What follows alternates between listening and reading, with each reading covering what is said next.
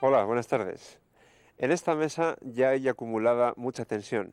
Es la que utilizan Garry Kasparov y Anatoly Karpov en su duelo por el título mundial de ajedrez aquí en el Teatro Hudson de Manhattan, donde en cada partida se representa una sinfonía insonora, porque a estos niveles el ajedrez es ya sobre todo un arte, y también un drama mudo, porque el enfrentamiento, la rivalidad de Kasparov y Karpov es tan encarnizada que el factor humano es muy importante. Hoy estamos especialmente contentos porque vamos a tener a los dos contándonos sus impresiones. Pero eso será un poco más tarde. Ahora les dejo con Marisol Soto, que les presenta el resto del programa. Pues sí, vamos a escuchar a los dos, a Kasparov y también a Karpov. Además, nuestra compañera Ana José Cancio les va a explicar cómo organizamos la recogida de llamadas que ustedes hacen a los contestadores automáticos. Pero el programa empieza con un reportaje, que es el primero de una serie que hemos preparado sobre las vidas de los que son los personajes del momento, como no, Karpov y Kasparov. El primer vídeo, el de hoy, trata sobre los comienzos, sobre la infancia. Vamos a ver cómo empieza la historia. Es difícil que alguien pueda librarse del momento que vive, de las circunstancias. Garry Kasparov y Anatoly Karpov no son una excepción. Parecen condenados a representar papeles opuestos por el contexto histórico de sus vidas. Además, pasan a la inmortalidad como pareja. Juntos han superado todos los récords del ajedrez de competición. 131 partidas, más de 600 horas de juego y miles de horas pensando el uno en el otro. Desde 1984 sufren un destino fatal que les enfrenta. Karpov se ve como el héroe modelo de la Unión Soviética, felicitado efusivamente por Brezhnev. Kasparov como el hijo del cambio, el portavoz de la perestroika de Gorbachov. La rivalidad parece eterna. Pagan el precio de ser personajes públicos y de la inevitable comparación.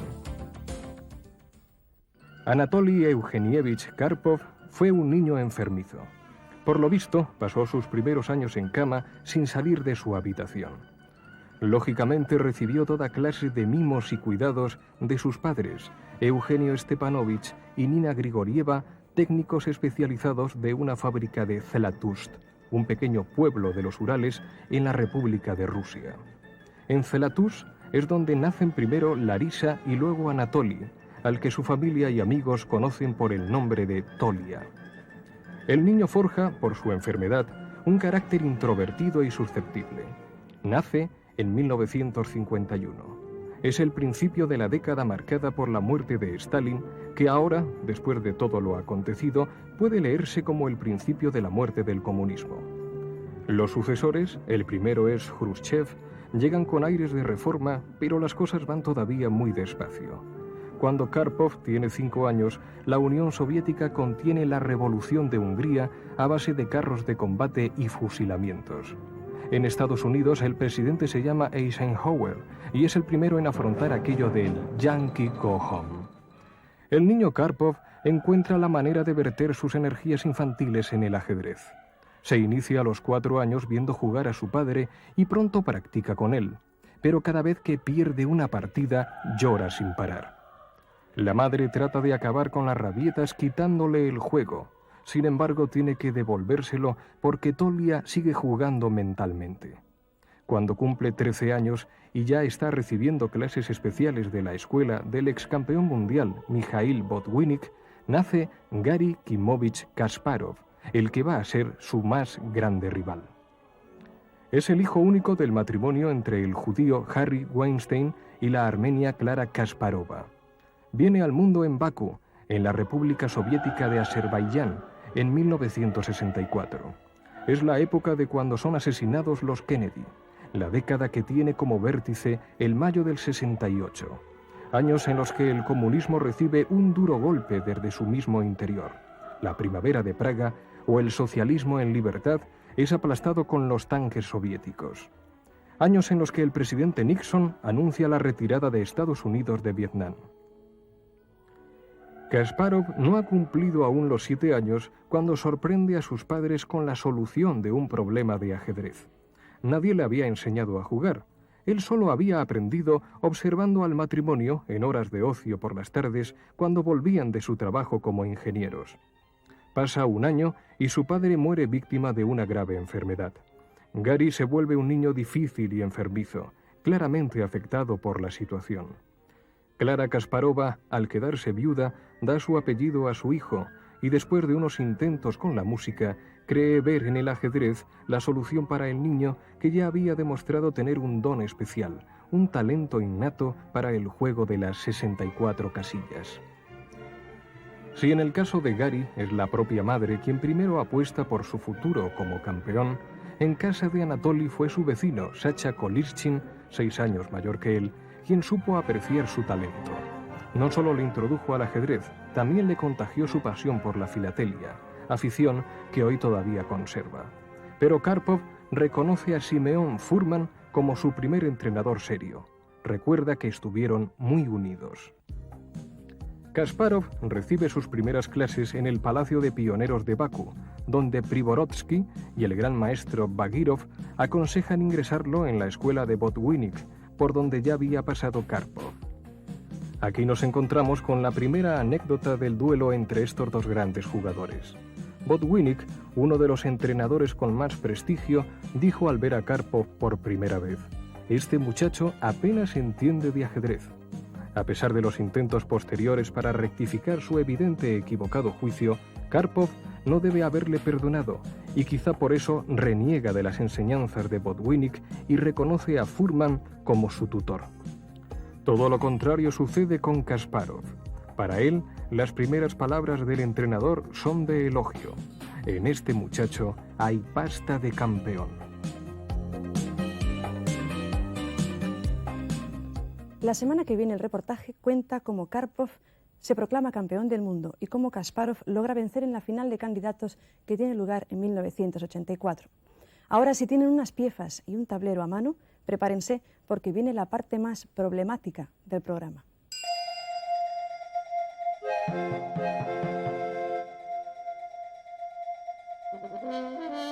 La semana pasada comparaba esta posición con un aeropuerto. Se trataba de buscar el punto de encuentro de las piezas blancas. En realidad, el factor crucial es este peón, que debe desaparecer.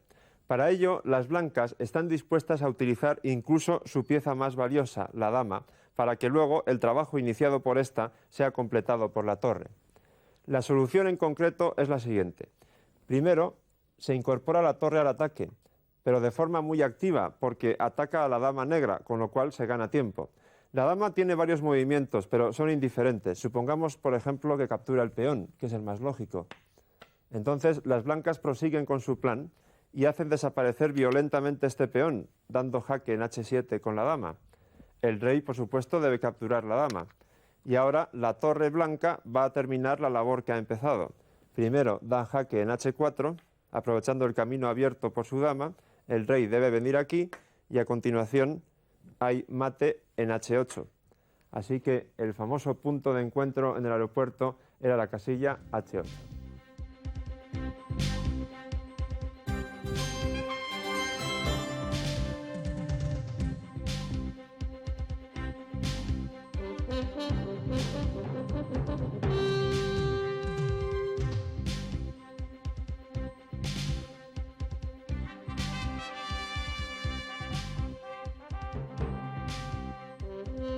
Por lo que veo, el programa de esta semana era muy fácil, ¿no?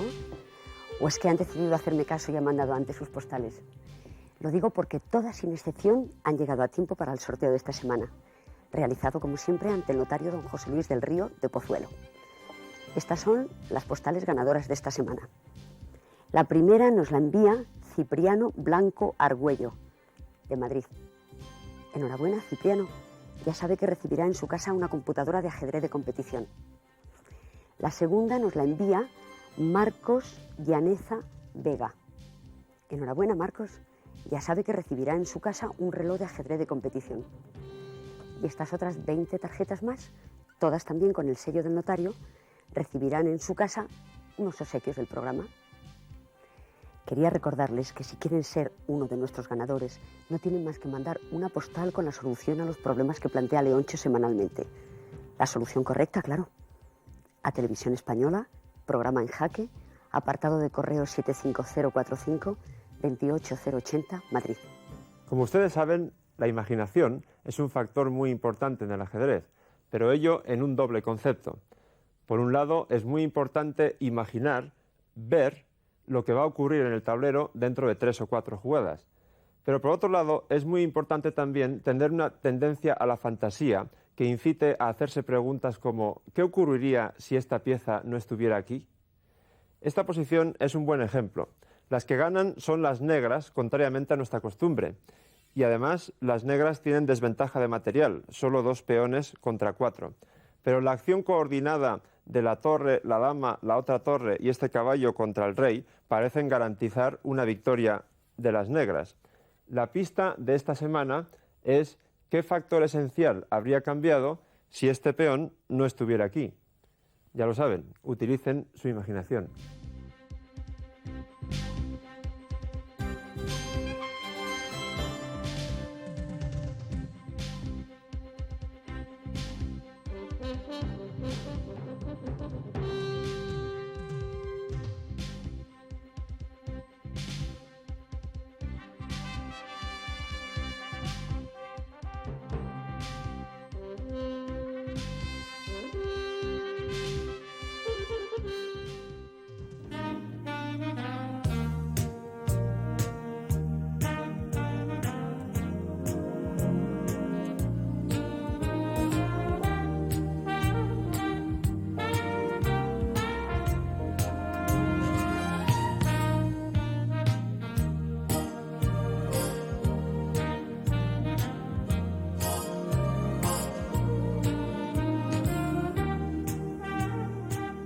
Como diputado del Parlamento Soviético, ¿qué opinión le merece el Premio Nobel de la Paz para Mikhail Gorbachev?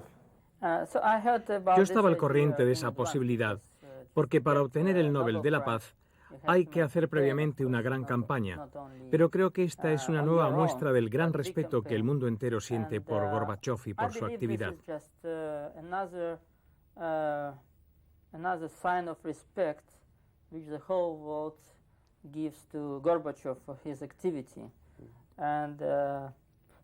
Debe tenerse en cuenta que la Unión Soviética es uno de los países más populares del mundo, por tanto estoy orgulloso de esta decisión. En la cuarta partida, usted estuvo muy cerca de la victoria. De hecho, en la jugada 39 puede ganar avanzando el peón a D4. Aparentemente, esa no es una jugada difícil. ¿Por qué no la vio? Desde luego este es uno de los mejores y más apasionantes de todos nuestros encuentros, porque en algunos momentos los dos hicimos los mejores movimientos y por eso sufrimos apuros de tiempo. Por eso jugué dama F7, para llevar la torre a E8, pero olvidé que las blancas tienen jaque perpetuo con caballo E7, jaque y caballo G6. De lo contrario, seguro que hubiera jugado D4. Simplemente olvidé ese jaque perpetuo.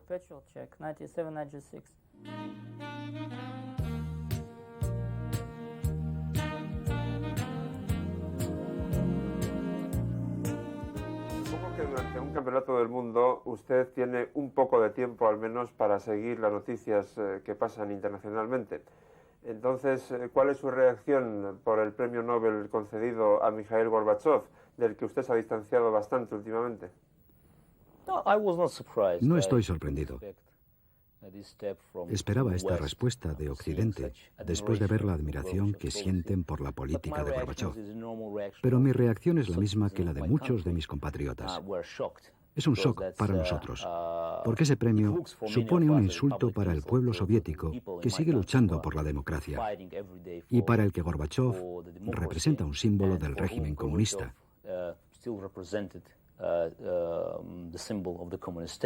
Los últimos pasos que él ha dado en política interior demuestran que el comunismo no podrá desaparecer mientras Gorbachov se mantenga en la cumbre del poder. Al comienzo del encuentro, usted insistió mucho en rechazar la bandera soviética y en jugar bajo la bandera de la República de Rusia. La semana pasada, el Comité de Apelación ha decidido atender una protesta de Karpov y ustedes juegan sin banderas, pero todavía no ha reaccionado usted. Karpov dijo que no le importaba con qué bandera iba a jugar Kasparov. Esta es una reacción típica de Karpov y de su equipo. Dijo públicamente que no le importaba nada, pero el jefe de su delegación, que por cierto es vicepresidente de la Federación Internacional, protestó de manera oficial ante el Comité de Apelación, obedeciendo probablemente instrucciones de Moscú después de 2 semanas de espera. El Comité de Apelación ha tomado una decisión muy comprometida al retirar las 2 banderas, lo que demuestra una vez más la doble moral de la delegación de Karpov. Si aceptan que se retire también la bandera soviética, que es oficial, está claro que ellos no quieren ver la de la República de Rusia bajo ningún concepto. Y por último, hay también un interés general en saber cómo se sentía usted en la 4ª partida, cuando Karpov tiene una jugada ganadora en el movimiento 39 y están los dos apurados de tiempo. ¿Cómo se siente un campeón del mundo cuando ve que está a punto de perder una partida? Esa fue una partida muy complicada, que hay que contemplar en su conjunto y no solo en una parte. Después de la novedad teórica de Karpov, las negras están mucho mejor y la gente quizá pensó que iba a ganar. De hecho, Karpov también confiaba en ello. Pero de pronto él vio mis amenazas y los peligros que encerraba la posición. Luego en el hotel mis analistas me enseñaron que estaba completamente perdido, pero eso forma parte del juego. Yo corrí el riesgo y pude perder, de acuerdo, pero también pude ganar.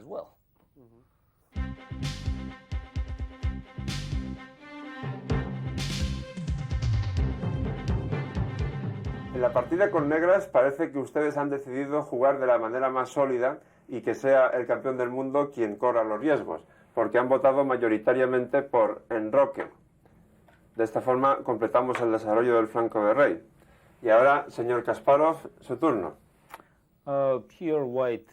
Aquí las blancas deben escoger entre 2 jugadas. Una es alfil D3 y la otra caballo E2, protegiendo este caballo para que el alfil no pueda tomarlo estropeando la estructura de los peones. Pero voy a jugar alfil D3, que es la más lógica, desarrollando el alfil y protegiendo la casilla E4. Muy bien, pues contra alfil D3, que es una jugada perfectamente normal, tenemos 4 posibilidades que vamos a sugerir. Hay sobre todo 2 que son las más practicadas. Ahora que ya nos hemos enrocado, no hay ningún peligro en abrir esta diagonal, no hay peligros de jaques en esta diagonal, por lo tanto se puede jugar ya D5 controlando el centro. Otra posibilidad tan buena como esta, que suele jugar a menudo, por cierto, Libomir Liboyevich, que fue nuestro invitado en jaque hace varias semanas, es C5. Más o menos con la misma idea, disputar ya el centro a las blancas que habían colocado 2 peones en casillas centrales. Y luego hay otras 2 posibilidades menos practicadas y quizá menos recomendables, pero que nadie ha demostrado que sean claramente malas. Es decir, se puede jugar B6 para dar salida a este alfil por la gran diagonal, o bien jugar D6 en un plan de cerrojo total, es decir, solidificando aún más la retaguardia de las piezas. Por lo tanto, quedan 4 posibilidades, como casi siempre, y tenemos 4 teléfonos. Para jugar D5 al 346 90 91, siempre con el prefijo 91 de Madrid por delante. Para C5 al teléfono que termina en 2. Para B6 al que termina en 3. Y por último, para D6 al que termina en 4. Y ya saben, antes del lunes al mediodía tienen que llamarnos.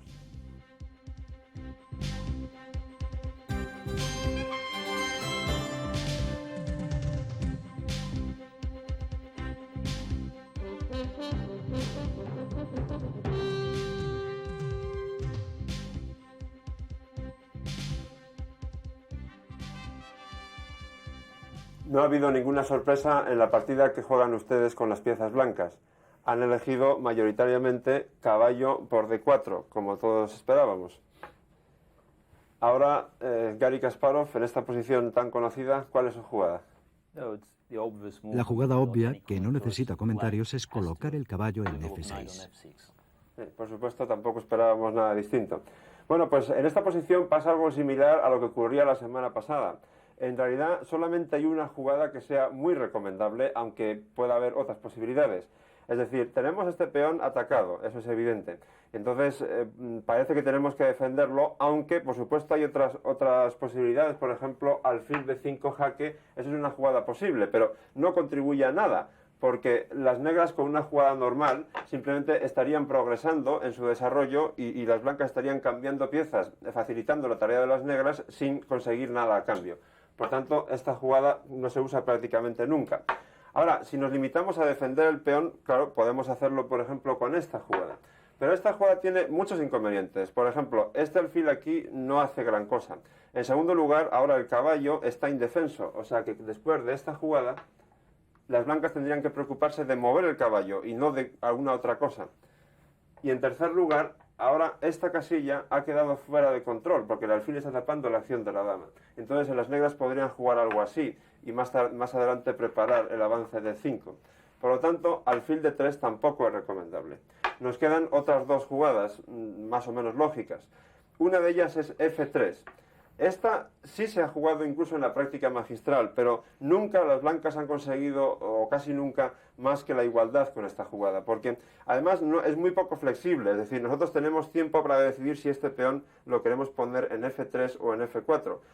Como digo, esta es una jugada perfectamente viable y no pasa nada grave, pero realmente lo recomendable, lo que juega el 95% de los jugadores en esta posición es caballo C3, porque se desarrolla una pieza, se defiende el peón y se controla la casilla de 5 en el centro. Por lo tanto, esta semana recomendamos dos jugadas, aunque sobre todo una, que es caballo C3, para votar por la cual tienen que llamar al 346 90 95. Si prefieren F3, el movimiento de peón, entonces 346 90 96. Ya saben ustedes, como siempre se lo recordamos por si acaso, que si tienen otras jugadas distintas a las que yo propongo aquí, si les gusta otras, entonces pueden llamar al 346 90 99.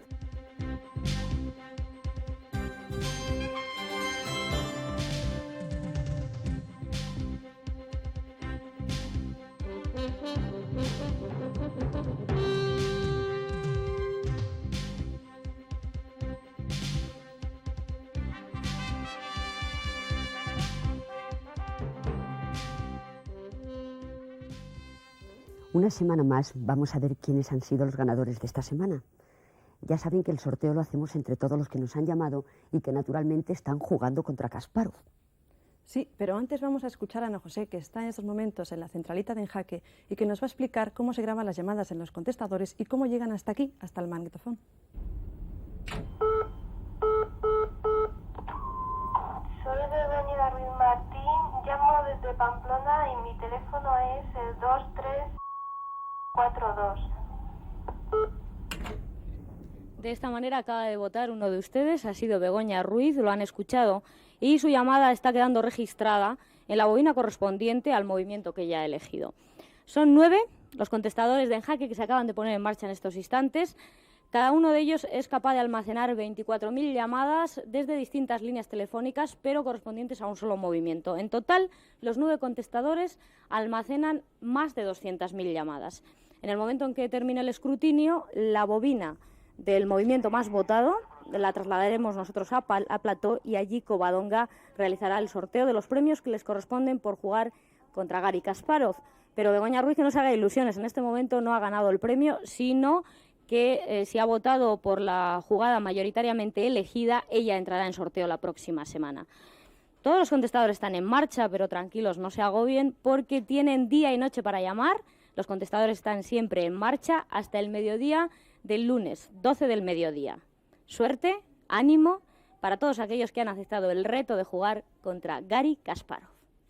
Bien, pues queda claro, así es como llegan las llamadas para el concurso. Covadonga.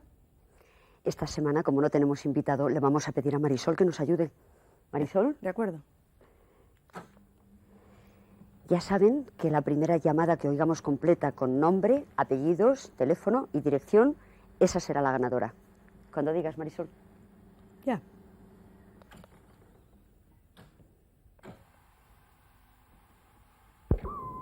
Juan Carlos Torrado, Mérida, Badajoz, teléfono 3097. Bueno, Juan Carlos, enhorabuena. Ya sabe que recibirá en su casa una computadora de ajedrez de competición. Y ahora vamos por el segundo magnetofón. No hace falta que se apresuren a llamar, que llamen corriendo, corriendo. Ya saben que tienen tiempo hasta el lunes al mediodía. Cuando digas, Marisol. Ahí.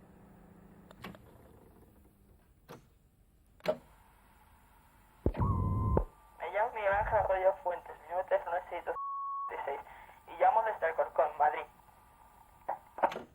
Enhorabuena, Miguel Ángel. Ya sabe que recibirá en su casa una computadora de ajedrez de competición, igual que su compañero. Y nada más, solamente me queda despedirme de ustedes. No sin antes recordarles que pueden seguir las partidas de Kasparov a través de las páginas de teletexto que sirve Televisión Española. Ya lo saben, el viernes, ajedrez en el jaque.